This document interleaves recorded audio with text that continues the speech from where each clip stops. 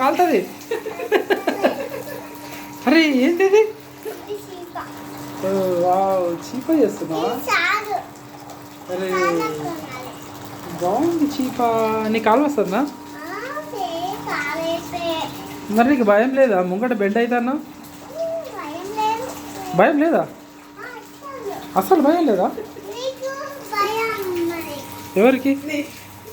నాకు భయం ఉన్నది. శివాన్షికి ఎక్కడ అవుతుందా అని భయం ఉన్నది. నీకు భయం లేదా? చీప తింటే ఏమవుతుంది శివాన్షి? నువ్వు ఎందుకు చేప ఇష్టం నీకు? ఇక నీకు చేప అంటే ఎందుకు ఇష్టం?